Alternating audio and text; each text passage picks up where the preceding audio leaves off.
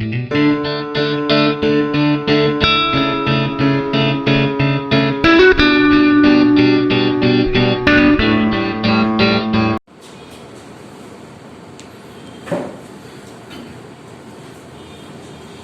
Students, Saraswati group of education તરફથી change the text નામની જે ડેમો સિરીઝ છે એનો આજે ચોથો ભાગ છે તે આપણે રજૂ કરવાના છીએ, જેમાં આપણે જોવાના છીએ change the tense. Change the tense એટલે કાળ બદલો.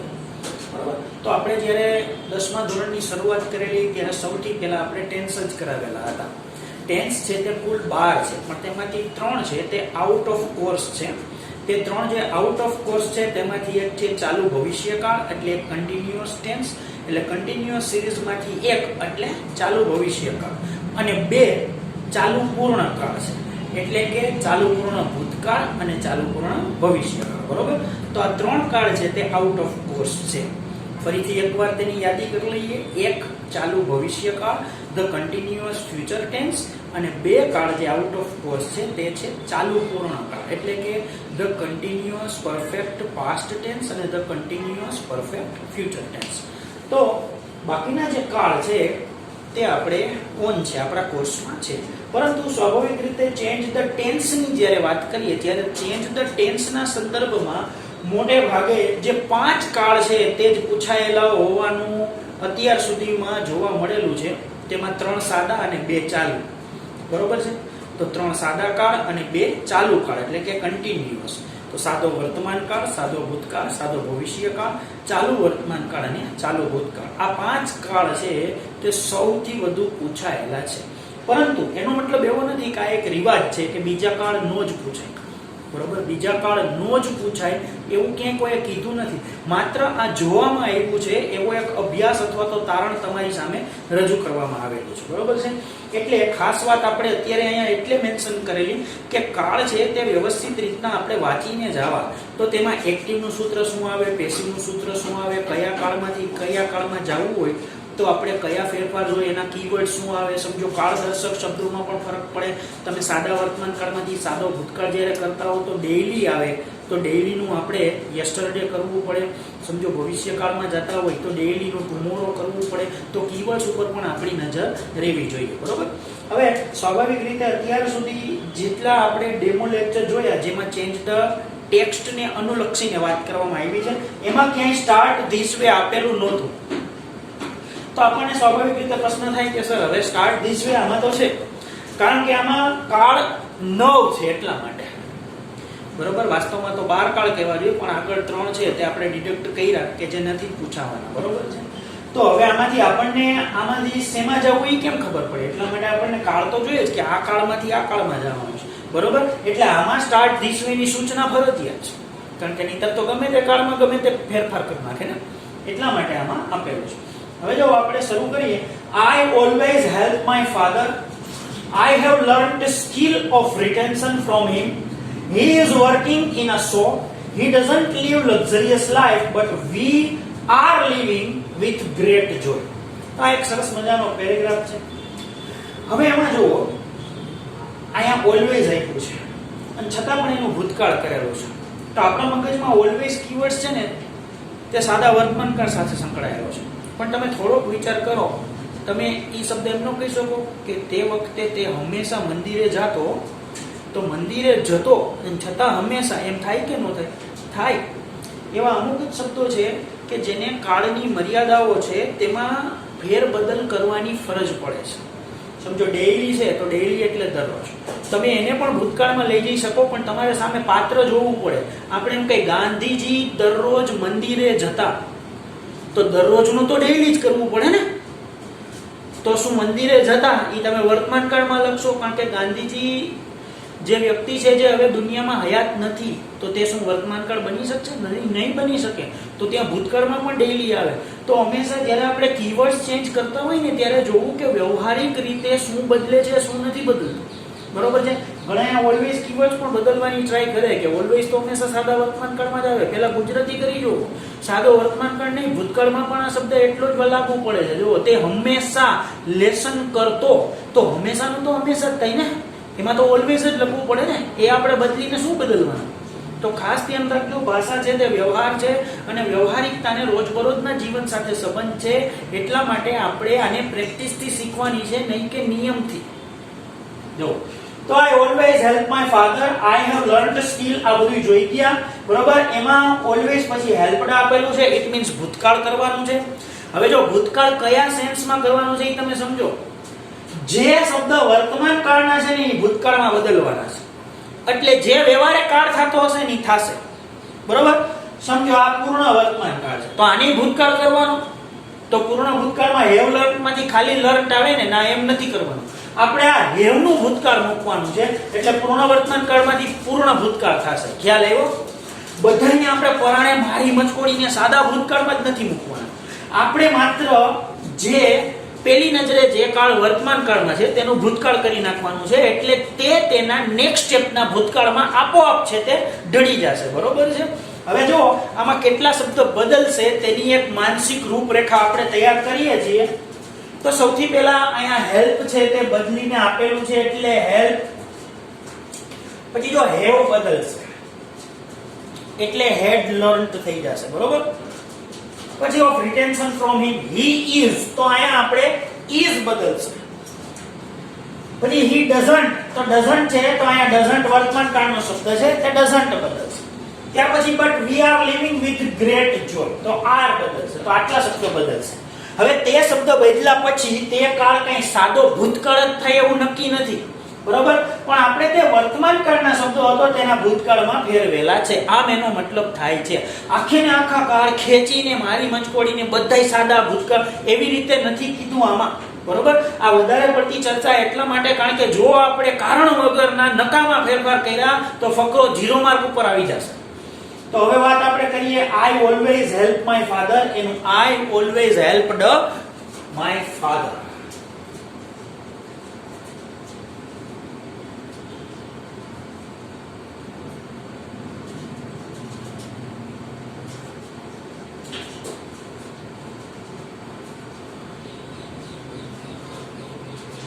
હવે I have learned skill of retention from him.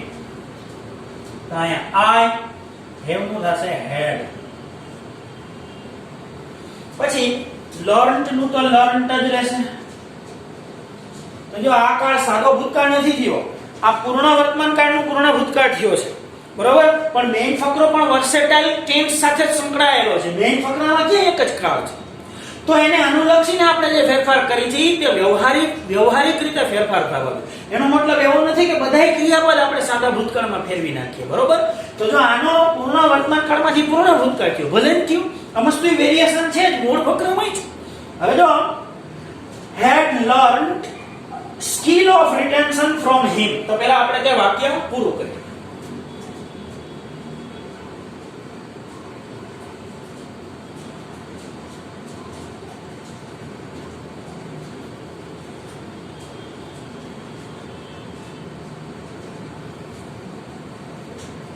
હવે he is working in a shop, તો આપણે લખવાનું છે he was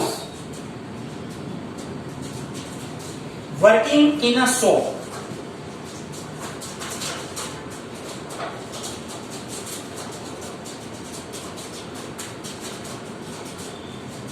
તો ફરી પાછી ઈ જ વાત આવશે કે અહીંયા આપણે ચાલુ વર્તમાન કાળનો ચાલુ ભૂતકાળ કર્યો. વાસ્તવમાં કદાચ કોઈને કાળનું નામ ન ખબર હોય ને તેને પણ આ ફેરફાર કરતા તે મૂળ કાળ છે તે આ જ રીતે બદલેલા છે બરોબર છે. પરંતુ જો તમે આને મારી મચકોડીને ઇઝ વર્કિંગ નું સાદો ભૂતકાળ કરશો તો વર્કડ થશે બરોબર. જે અવ્યવહારુ ચેન્જ ધ ટેન્સ થશે. એટલા માટે આપણે એક વાક્ય લખીએ અને પછી તેની છણાવટ આપીએ છીએ કે ભાઈ નેચરલ ફેરફાર કરજો, તાણીને ફેરફાર કરતા નહીં. he doesn't live luxurious life, તો આપણે ડઝન્ટ છે ત્યાં ડીડન્ટ લખવાનું છે. he didn't live luxurious life.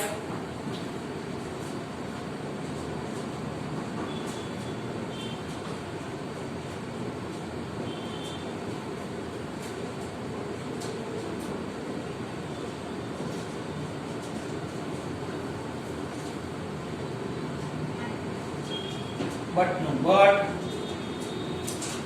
we are living with great joy, તો r નું આપણે વેર કરશું કારણ કે is એમ આનું was વેર થશે. but we were living with great joy.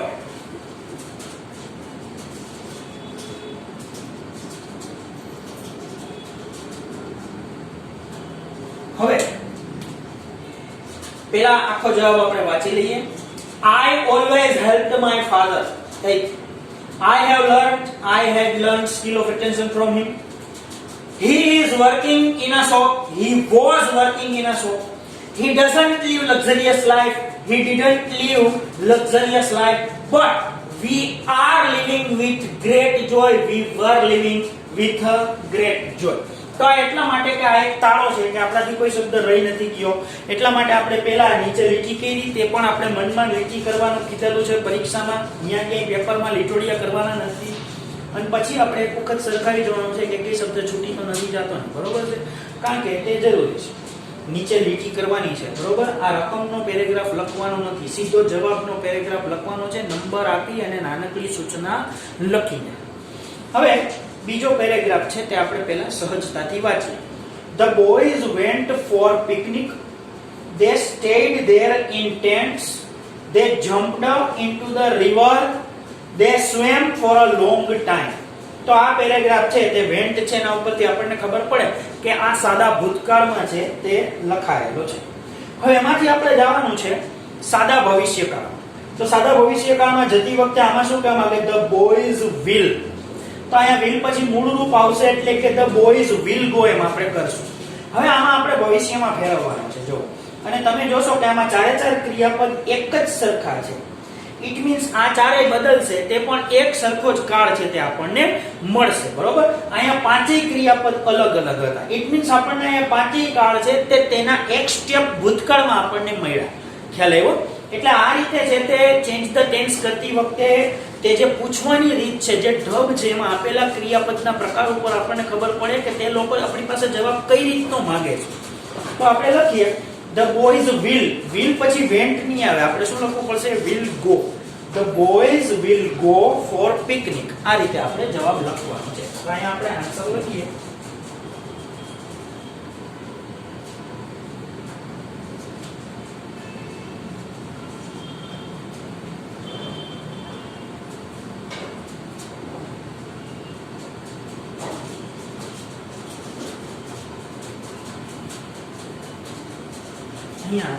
will go નીચે લીટી કરી. They stayed there in tents. તો stayed છે એમાંથી આપણે will stay, બરોબર. આપણો એક રિવાજ છે તે આપણે પહેલા બજાવી લઈએ કે પહેલા જેટલા બદલવાના શબ્દ છે એને આપણે આઈડેન્ટિફાઈ કરીએ.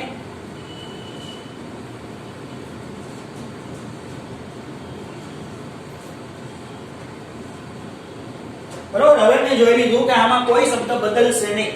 The boys went for picnic. They stayed there in tents. They jumped into the river. They swam for a long time. આપણે પાછું એ ધ્યાનમાં રાખવાનું છે કે આ ડેમો છે. આપણે પરીક્ષામાં જે બાબતમાં જે રીતે વિચારવાનું છે તે જ વિચાર છે તે અહીંયા પણ છે તે ઇમ્પ્લિમેન્ટ કરવાના છે, એપ્લાય કરવાના છે, બરોબર. એટલે મારે પણ એ ફોલો કરવાના છે, એ મારા માટે ફરજિયાત છે. તો આપણે આ મનમાં લીટી કરીએ કે કીવર્ડ્સ બદલતો નથી, જોઈ લીધું છે. ઓકે, સારું, ચાલો. They stayed, તો હવે આ stayed બદલશે, બરાબર. તો આપણે લખવાનું છે they will stay.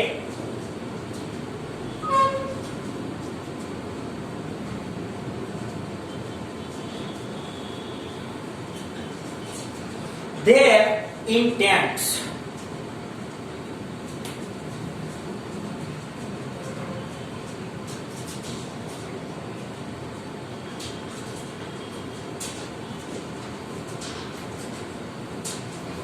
They jumped into the river, એટલે કે they will jump into the river.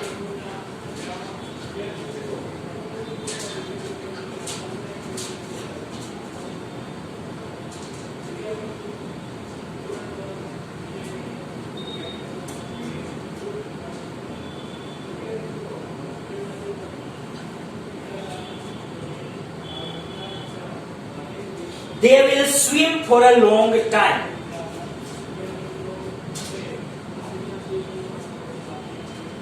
સ્વેમ નું મૂળ રૂપ સ્વિમ થાય છે.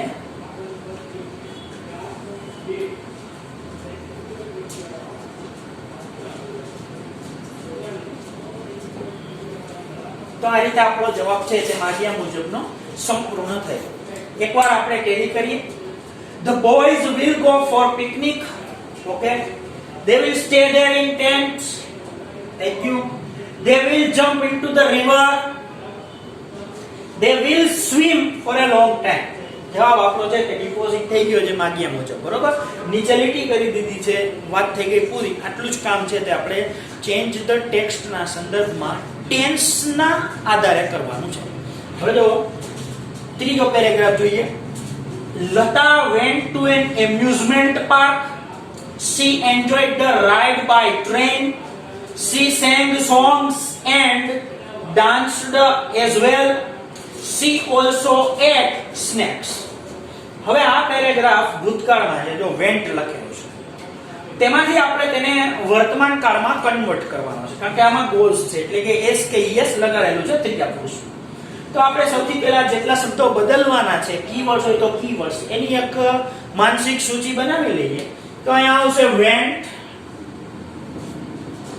ત્યાર પછી એન્જોયડ, પછી she sang songs and danced. તો અહીંયા sang અને danced, અને she also ate. બરોબર, આટલા 5 શબ્દ બદલે છે. 1 2 3 4 અને 5, એમાંથી એક આપેલો એટલે 4 શબ્દ બદલશે. 4 શબ્દના 2 માર્ક આપણને આપે છે એટલે એક વર્ડ ચેન્જ કરવાનો અડધો માર્ક છે. બરોબર છે. જો કે આ માત્ર ગણતરી છે, તે કરવી પડે એટલા માટે પેપરમાં આપેલી હોય છે. વાસ્તવમાં ભાષામાં કોઈ પણ શબ્દ ખોટો પડે ઇટ મીન્સ ભાષા યુઝ કરનાર વ્યક્તિ છે તે પોતે સારી રીતે શીખ્યો નથી તેવી એની ઇમ્પ્રેશન છે. બરોબર છે. પણ આ તો માર્ક્સ આપવા માટે કંઈ ક્રાઇટેરિયા રાખવા પડે એટલે બોર્ડે આવા ક્રાઇટેરિયા રાખેલા. જાય Lata goes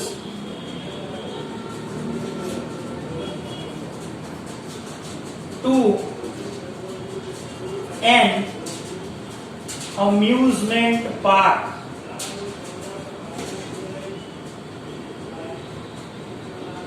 હવે she enjoyed, તો આપણે લખવાનું છે I enjoy, we enjoy, you enjoy, you enjoy, he, she, it, enjoys. તો અહીંયા લખવાનું she enjoys.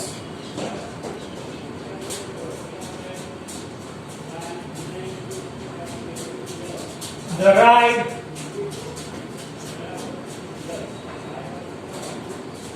by train. હવે આયા પાછો એસ લાગશે. She sings song and dances.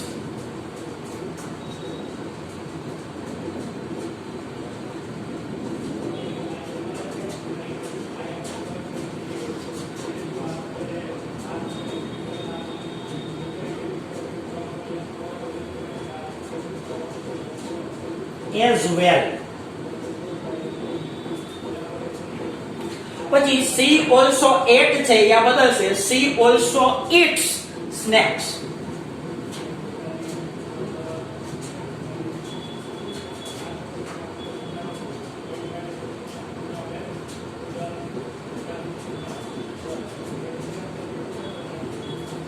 હવે આપણે આખો જવાબ છે તેને જોઈ લઈએ. Lata goes to an amusement park. She enjoys the ride by train. She sings songs and dances as well. She also eats snacks. તો સાદા ભૂતકાળમાંથી સાદા ભવિષ્યકાળ.